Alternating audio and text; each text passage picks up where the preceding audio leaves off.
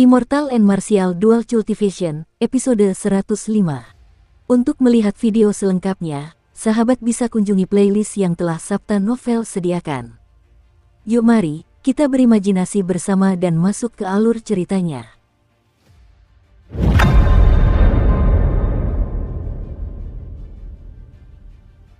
Ketika orang banyak mendengar ini, mereka saling memandang dengan cemas. Mereka tidak menyangka Jenderal Iblis Darah ini begitu sulit dihadapi. Mereka juga tidak mengerti tentang bulan merah itu. Ketika mereka mengintip melalui sumur reinkarnasi, majelis tetua tahu ada bulan merah menyala di angkasa. Namun, mereka tidak memperhatikannya.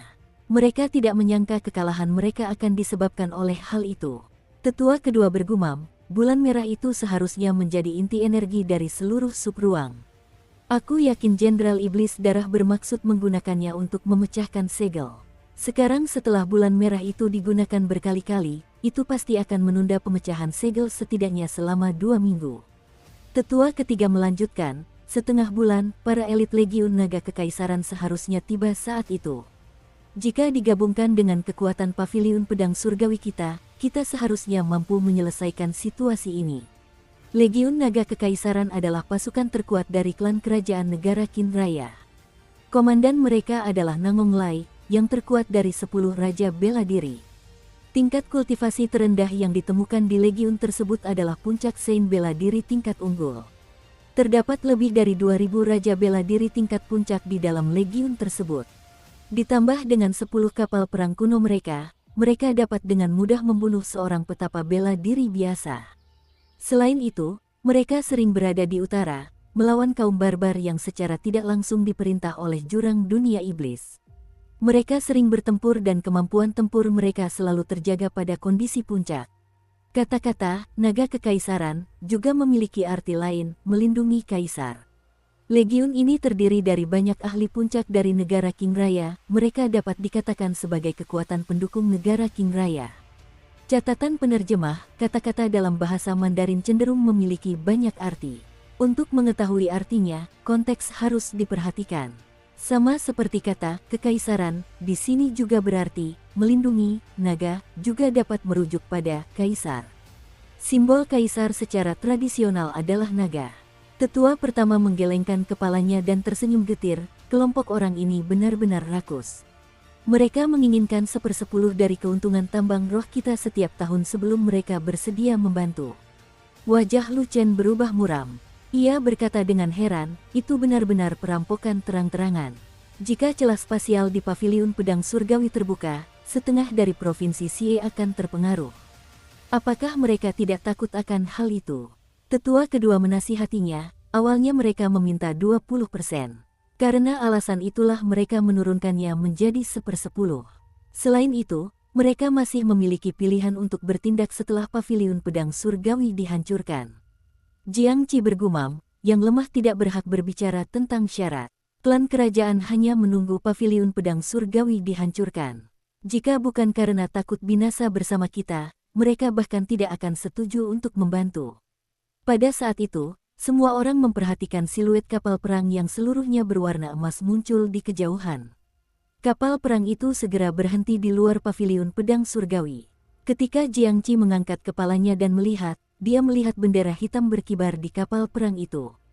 Kata Ying, Ying tertulis di bendera tersebut. Ambil token perintahku dan buka penghalangnya, biarkan mereka terbang masuk. Jiang Qi menyerahkan token perintahnya kepada seorang tetua di belakangnya. Tetua itu mengangguk dan melompat ke udara. Kemudian, dia terbang tanpa suara ke kejauhan. Ini adalah kemampuan seorang Raja Bela Diri, mereka dapat terbang di udara tanpa bantuan dan tanpa menimbulkan ledakan sonik. Setelah beberapa saat, kapal perang emas itu terbang dengan cepat ke arah mereka. Barulah ketika kapal perang emas itu tiba di atas kepala mereka, semua orang dapat melihat betapa besarnya kapal itu. Kapal itu menutupi langit dan menghasilkan bayangan yang sangat besar, seolah-olah itu adalah benteng bergerak yang sangat besar. Sesosok mungil berwarna keemasan melompat turun dari haluan kapal. Ia mengenakan baju sirah perang berwarna emas. Di bawah sinar matahari, baju sirah itu memancarkan cahaya keemasan. Sinar matahari memancarkan lapisan cahaya keemasan di wajahnya. Dipadukan dengan auranya, dia seperti dewa perang wanita, gagah berani dan tangguh. Semua orang yang hadir berhasil menebak siapa dia. Wajah mereka menunjukkan keterkejutan, karena mereka tidak menyangka orang ini akan datang. Seseorang dari klan kerajaan yang mampu membuat majelis tetua terheran-heran, selain Putri Ying Yue dari negara Qin Agung, tidak ada yang lain. Kengkiang, Ying Yue mendarat dengan mantap di tanah. Saat mendarat, baju sirah tempur yang dikenakannya mengeluarkan suara logam yang merdu. Di tengah suara yang menyenangkan ini, Qi yang mematikan menyebar. Ini bukan dilakukan dengan sengaja. Sebaliknya, aura ini telah menyatu dengan orang yang mengeluarkan suara tersebut. Tidak perlu melepaskannya hanya agar orang lain dapat merasakannya. Salam untuk Putri Ying Yue.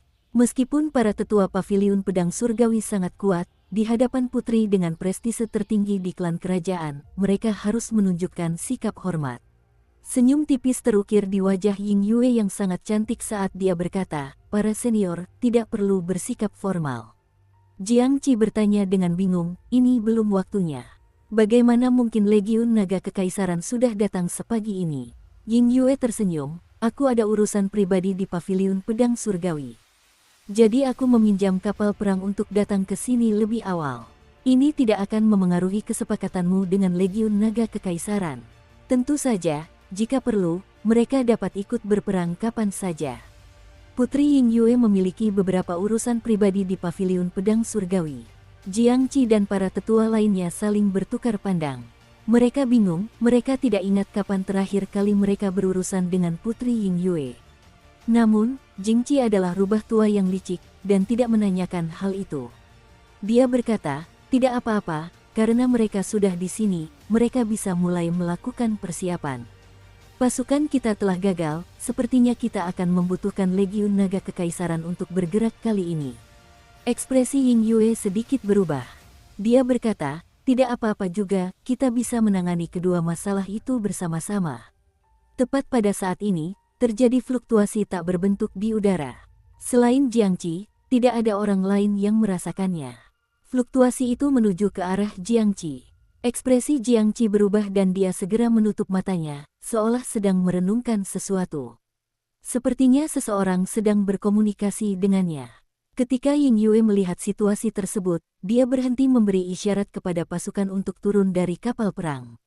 Kemudian, tanpa sadar dia melirik ke arah puncak Qingyun. Setelah sekian lama, Jiang Qi membuka matanya. Kini ada senyum yang sebelumnya tidak ada di wajahnya. Dia berkata, Yang Mulia, situasinya telah berubah.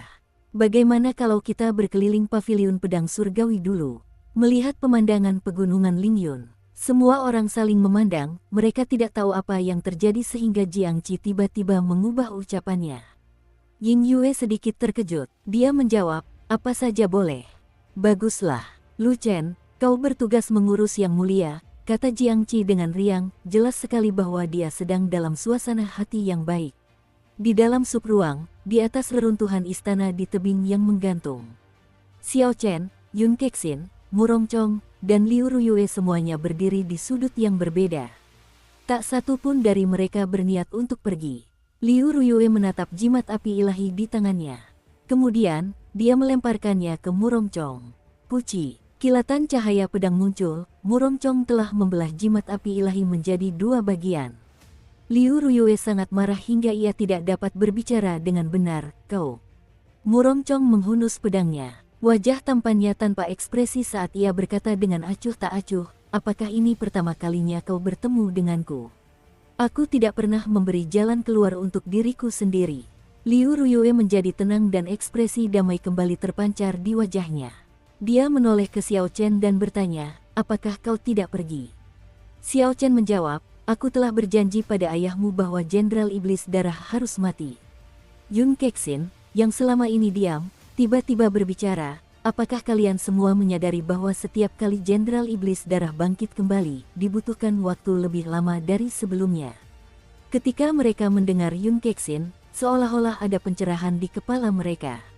Ini sepertinya benar. Pertama kali mereka membunuh Jenderal Iblis Darah, dia hanya butuh 5 menit untuk bangkit kembali. Untuk kedua kalinya, ia membutuhkan waktu 10 menit. Ini adalah kali ketiga. 20 menit telah berlalu, dan Jenderal Iblis Darah belum juga sadar kembali. Seandainya bukan karena pengalaman 2 kali sebelumnya, mereka pasti mengira Jenderal Iblis Darah telah benar-benar terbunuh dan ditinggalkan begitu saja. Murongcong berkata, "Sudah kukatakan sebelumnya, Jenderal Iblis Darah tidak mungkin bangkit kembali tanpa batas. Itu tidak sesuai dengan hukum alam. Setiap bentuk energi pada akhirnya akan habis." Yun Kexin mengangguk dan melanjutkan, "Selain itu, setiap kali dia bangkit kembali, ada periode waktu di mana dia lemah. Hanya setelah cahaya merah dari bulan menyinarinya barulah dia bisa memulihkan kekuatan puncaknya. Jika kita menyerang pada saat itu, kita akan bisa membunuhnya dengan mudah." Memang benar demikian. Jika dipikirkan matang-matang, bulan merah akan selalu memancarkan cahaya merah setelah Jenderal Iblis Darah bangkit kembali. Liu Ruyue menggelengkan kepalanya dan berkata, "Itu tidak mungkin, jangka waktunya terlalu singkat. Jika kita menyerang dengan cepat, kekuatan serangan kita akan berkurang. Itu tidak akan menjadi ancaman baginya." Yun Kexin menatap Xiao Chen dan berkata, "Ye Chen, ada caranya." Ekspresi aneh muncul di mata Murongcong, dia tidak percaya. Tidak mungkin baginya untuk menyerang dengan teknik bela diri menggunakan kekuatan sebesar itu dalam waktu sesingkat itu. Dia juga tidak percaya bahwa Xiao Chen, yang lebih lemah darinya, bisa melakukannya. Dia bisa melakukannya. Jangan bercanda. Murongcong mendengus dingin. Huci, huci. Tetesan darah yang tak terhitung jumlahnya mulai muncul di atas reruntuhan dan dengan cepat berkumpul menuju satu titik. Ekspresi semua orang berubah, mereka tahu ini adalah awal dari kebangkitan Jenderal Iblis Darah. Karena itu, mereka segera berhenti berbicara. Xiao Chen tetap diam. Api yang ganas terus berkobar di mata kanannya, berubah menjadi lautan api. Wujud lemah Jenderal Iblis Darah muncul kembali. Cahaya merah dari bulan turun seperti sabuk sutra secepat kilat. Jenderal Iblis Darah memperlihatkan ekspresi jahat di wajah pucatnya. Dia tertawa sambil berkata, "Hanya kalian berempat yang tersisa. Sayang sekali, bocah itu telah melarikan diri. Selama aku berada di bawah bulan ini, aku adalah makhluk abadi. Maaf mengecewakan kalian lagi." Dukung terus channel YouTube Sabta Novel. Sebelum dia selesai berbicara, tepat saat cahaya merah hendak mengenai kepalanya, Xiao Chen telah menyiapkan api sejati petir ungu dan mengubahnya menjadi panah ungu, lalu menusukkannya ke jantung Jenderal Iblis Darah. Bang! Cahaya listrik memancar keluar. Tubuh Jenderal Iblis Darah yang baru saja memadat meledak menjadi tetesan darah yang tak terhitung jumlahnya sebelum cahaya merah itu mendarat. Zizi! Tetesan-tetesan kecil yang menghujani udara dan tanah meledak menjadi ketiadaan. Jenderal Iblis Darah yang baru saja bangkit kembali terbunuh lagi. Liu Ruyue dan Murongcong menunjukkan ekspresi terkejut, terutama Murongcong. Ada kobaran api di matanya, tatapan yang penuh ketidakpercayaan. Meskipun Liu Ruyue terkejut, dia merasa senang untuk Xiao Chen ketika melihat kekuatannya. Dengan gembira dia berkata, "Ye Chen, ini pasti teknik bela diri yang kau kuasai setelah menjadi Saint bela diri. Jika aku tidak mengetahuinya sebelumnya, aku juga tidak akan mampu menghindari gerakan seperti ini." Jurus Xiao Chen menggunakan api asal dari api sejati petir ungu. Serangannya dengan kekuatan penuh beberapa kali lebih cepat dari kecepatan suara. Di bawah ranah Raja Bela Diri, jika seseorang tidak berlatih teknik gerakan khusus dan tidak mengantisipasinya, tidak akan ada yang mampu menghindarinya. Apa yang dikatakan Liu Ruyue sama sekali tidak salah. Setelah menjadi Saint bela diri, tingkat kekuatan petirku meningkat lebih jauh. Setelah itu, aku memahami jurus ini. Namun, pengeluaran esensnya sangat besar. Jika aku tidak mempedulikan konsekuensinya, aku paling banyak hanya bisa mengeksekusinya 3 kali lagi, kata Xiao Chen jujur kepada Liu Ruyue. Murongcong tanpa henti mensimulasikan dalam pikirannya kemungkinan dia bisa menghindar jika berada dalam jarak 100 meter. Jawaban yang didapatnya cukup mengejutkan, dia hanya memiliki peluang 50% untuk menghindar. Jurus ini mampu membunuh Jenderal Iblis Darah yang lemah dalam sekejap. Mengingat kekuatan jurus ini, jika mengenai dirinya, dia pasti akan mati.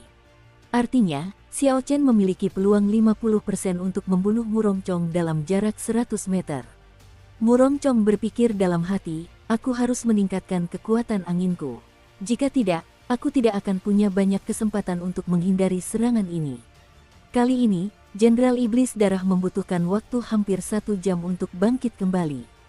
Namun, hasilnya sama seperti sebelumnya. Sebelum cahaya merah menyinari, api sejati petir ungu milik Xiao Chen kembali menghantamnya menjadi tetesan darah yang tak terhitung jumlahnya. Hal ini terjadi 2 kali lagi. Waktu kebangkitan Jenderal Iblis Darah semakin lama setiap kali. Namun, dia langsung dibunuh oleh Xiao Chen sebelum cahaya merah dapat menyinarinya. Xiao Chen, yang telah berulang kali menggunakan api sejati petir ungu, benar-benar kehilangan rona warnanya. Dia sekarang sangat pucat. Liu Ruyue menyerahkan batu roh tingkat rendah kepadanya. Namun, Xiao Chen baru-baru ini telah menggunakan terlalu banyak batu roh. Terlepas dari pertarungan besar di hutan atau saat mengemudikan kapal perang perak, dia telah menggunakan terlalu banyak. Esensi Xiao Chen tidak pulih secepat sebelumnya. Tubuhnya telah mengembangkan resistensi terhadap batu roh tingkat rendah. Batu roh tingkat rendah dulunya mampu mengisi kembali seluruh esensinya secara instan. Sekarang, prosesnya sangat lambat, hampir tidak berpengaruh. Liu Ruyue bertanya dengan cemas, apakah kamu baik-baik saja? Jika kamu tidak bisa bertahan, kamu bisa menggunakan jimat api ilahi untuk pergi dulu. Xiao Chen menggelengkan kepalanya dan melemparkan batu roh tingkat rendah di tangannya. Kemudian, dia menelan pil pengembalian ki. Dia berkata, tidak masalah. Teknik bela diri di pedang itu tidak membutuhkan esensi untuk digunakan. Aku harus menunggu sampai dia menunjukkan wujud aslinya sebelum aku bergerak. Kau hanya punya 1 kesempatan, kata-kata Liu Tianyu terngiang di benak Xiao Chen. Karena itu, dia tidak berani bertindak terlalu cepat. Kali ini, Jenderal Iblis Darah membutuhkan waktu yang sangat lama untuk bangkit kembali, sungguh membuat frustrasi. Setelah 4 jam, masih belum ada aktivitas di reruntuhan istana.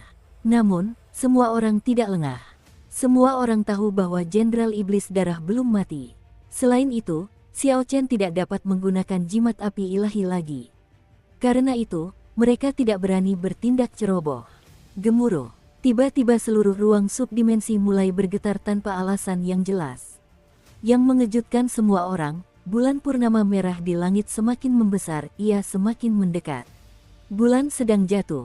Seru mereka berempat sebagai reaksi atas kejadian itu. Tanpa ragu-ragu, Xiao Chen mengirimkan kapal perang perak di mata kanannya dan melompat ke atasnya. Yang lain mengikuti di belakangnya. Bang! Xiao Chen belum sempat terbang jauh ketika gelombang kejut yang mengerikan menghantam mereka. Kapal perang perak itu seperti perahu kecil di atas ombak besar, terombang-ambing naik turun. Dengan sebuah pemikiran dari Xiao Chen, kapal perang perak itu mulai membesar. Akhirnya, kapal itu menjadi kapal raksasa yang panjangnya lebih dari 200 meter dan lebarnya 20 meter sebelum mencapai ukuran yang stabil. Pada saat yang sama, semua orang melihat pemandangan di bawah mereka dengan jelas. Begitu bulan terbenam, tebing yang menjulang itu hancur berkeping-keping, jatuh ke jurang. Namun, bulan itu sebenarnya bukanlah bulan. Itu adalah gumpalan daging besar dengan darah yang mengalir di sekitarnya.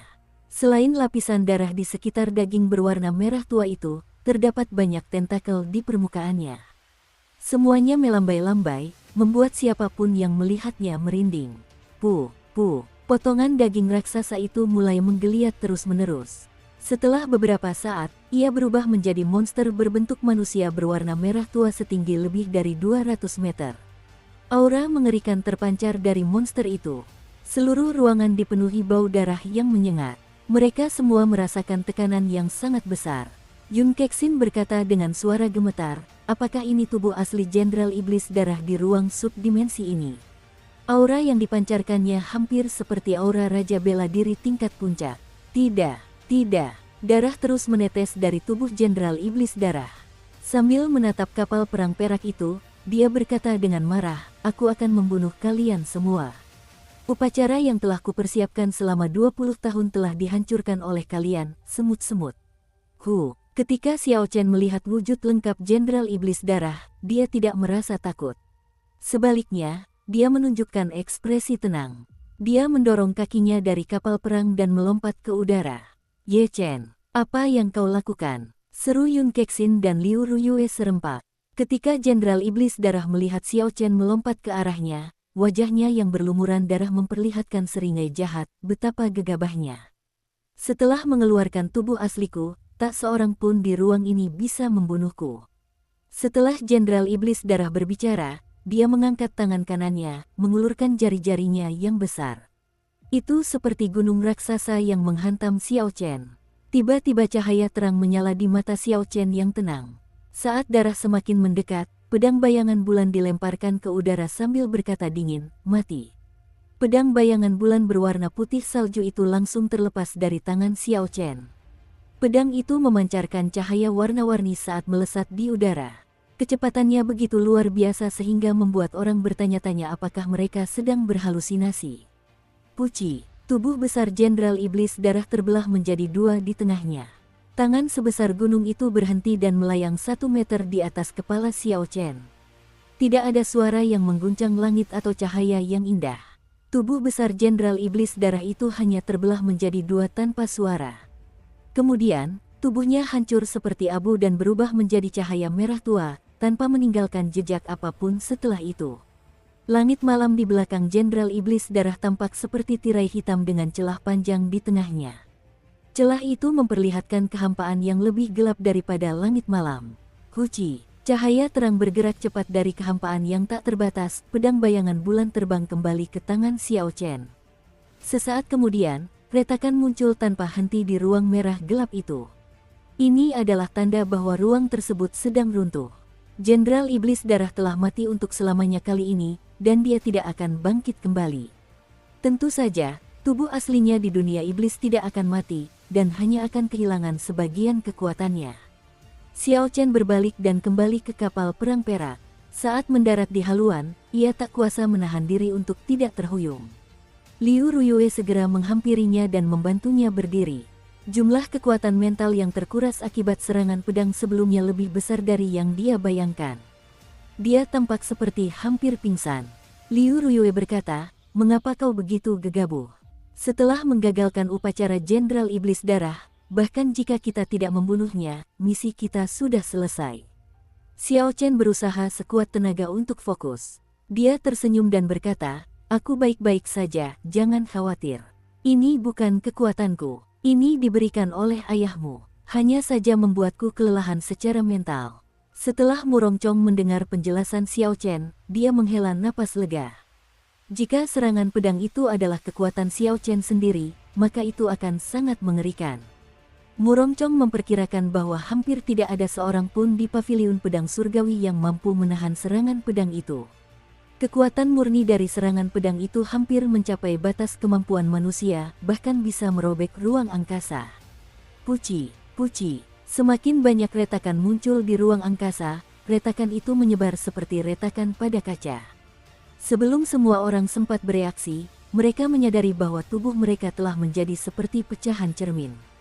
Seluruh ruang hancur berkeping-keping, dan kesadaran semua orang menjadi kosong untuk sementara waktu.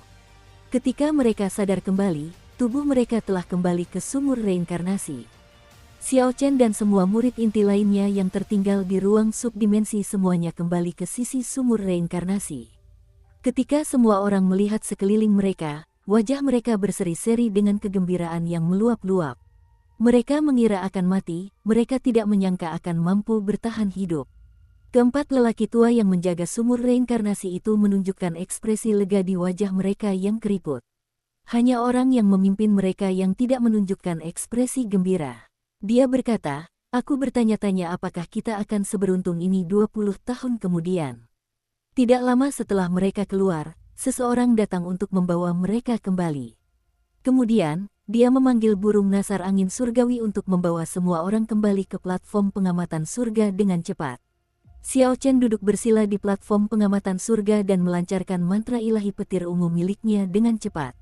Setelah mengalami pertempuran demi pertempuran tanpa istirahat, pikiran dan tubuhnya lelah.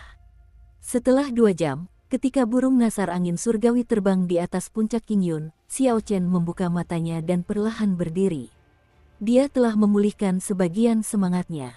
Xiao Chen mengeluarkan 20 inti iblis dari cincin semesta dan menyerahkannya kepada Liu Ruyue. Dia berkata, "Tolong bantu aku menyelesaikan misi ini. Ada sesuatu yang perlu kutanyakan pada ayahmu." Liu Ruyue menerima inti iblis dan mengangguk pelan. Murongcong memperhatikan Xiao Chen melompat turun dari burung nasar angin surgawi. Senyum muncul di wajah tampannya saat dia berkata kepada Liu Ruyue, "Aku tidak menyangka kau akan menerima murid seperti ini. Namun, aku akan mengalahkannya dengan telak.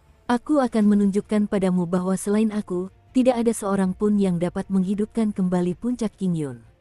Angin kencang bertiup, menyebabkan sebagian rambut Liu Ruyue berayun-ayun tertiup angin. Wajahnya yang menawan tampak terluka. Dia berkata, "Aku tidak pernah bermaksud agar dia menghidupkan kembali puncak Qingyun. Dia tidak pantas berada di puncak Qingyun, maupun paviliun pedang surgawi. Dia akan pergi suatu hari nanti."